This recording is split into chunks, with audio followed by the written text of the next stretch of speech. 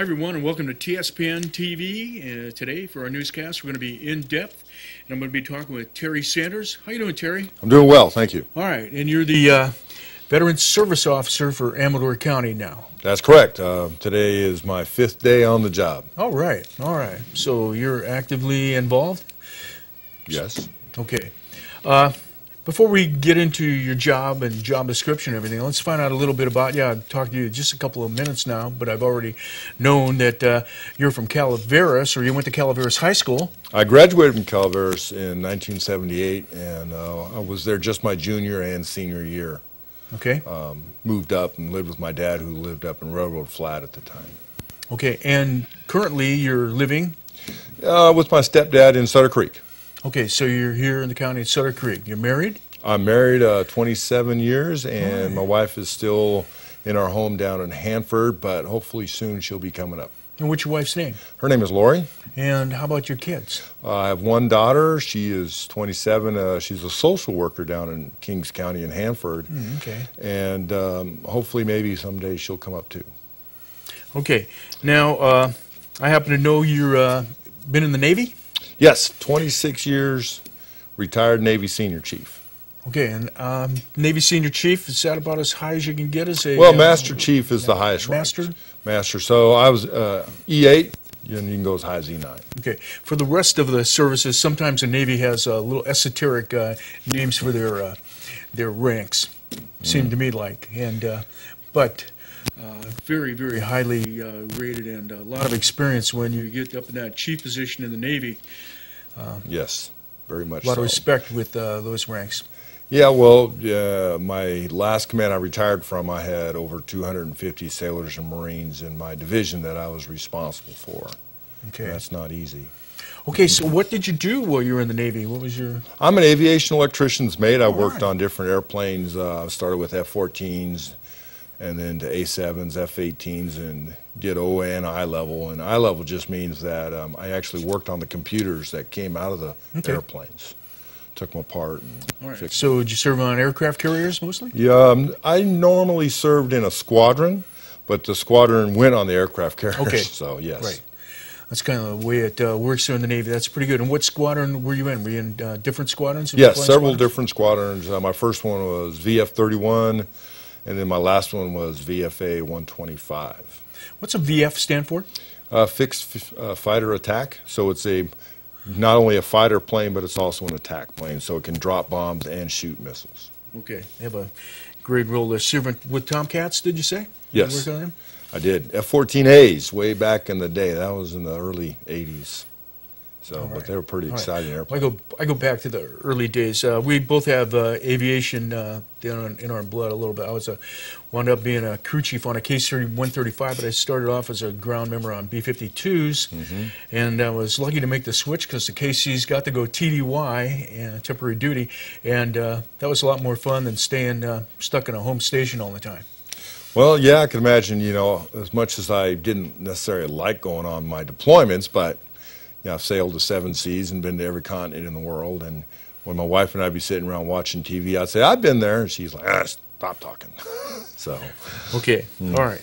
Okay, so great. So you're the new Veterans Service Officer, and how did you find out about the job opening?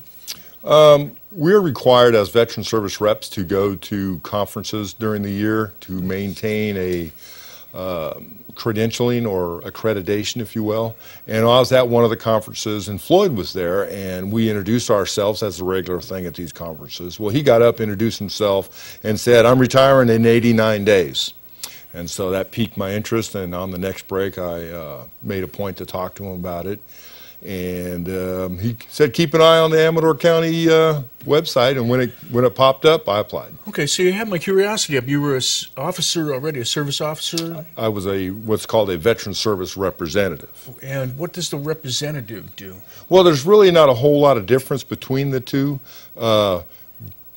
You know, especially like in this office, but in the office I came from, the representatives do all the claims, do everything with the veterans and their dependents, where the officer takes care of the administrative side of the job, the budget, glad handing with the board of supervisors, or whomever. More of the politician type of a job. Okay, so he's like the old man, and you're like the XO.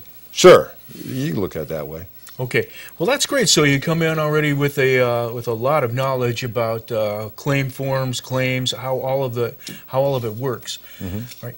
And I'm not quite sure how we're going to get into all this, but let me get an idea from you. About when do you see a vet? When does a vet basically come on into the service office and say, you know, I have some need for services? Ideally, the vet would come in as soon as they were discharged from the service. There's no expiration date of when a veteran can file a claim. However, the claim becomes a whole lot easier when the veteran comes into the office within their first year of getting out of the service, because in that medical record that they had while they were in the service is golden.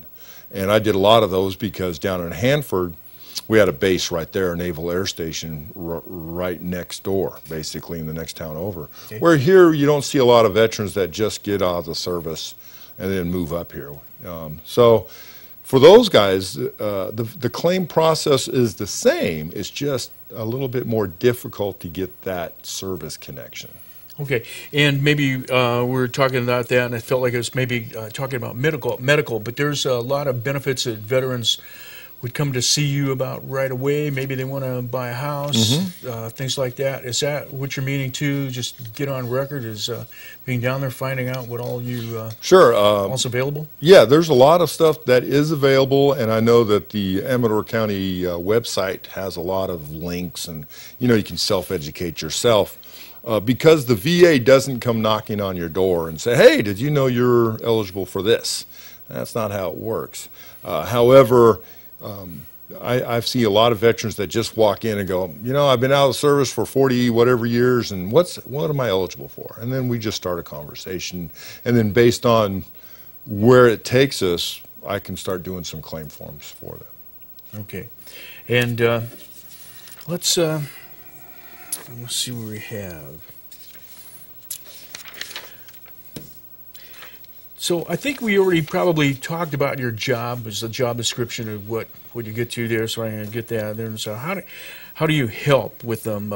Say, we've got vets with disabilities. We've talked about vets qualifying for programs. And let's talk about, are medical services close by? How does it work? I'm a vet, but I don't have any related. I might have some related, but not the same way. I know I've got hearing loss from being close to the jets and stuff. But I'm basically, I've got my own medical coverage and things like that, right? But how does it work? Is the stuff close by?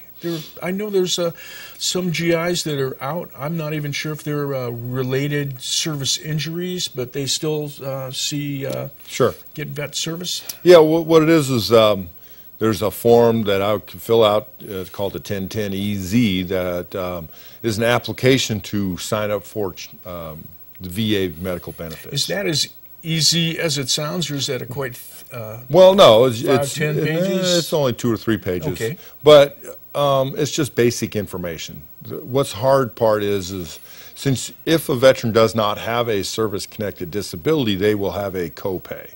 And that copay is based on their income. And so then they would need to provide what their income is, whether it be them and the family, if they have a spouse, then it includes both of them. And then based on that income, the VA decides what their copay is. Okay. Now, you mentioned the VA, and this is like, I may be able to ask some good questions, because I don't know hardly anything about it. Now, does a person choose a doctor up here, or does he go to the VA? Or? Understand, the VA is just for the veteran. All right? The VA hospital in Mather is where it is, one in itself. Sacramento. Okay. It's just for the veteran.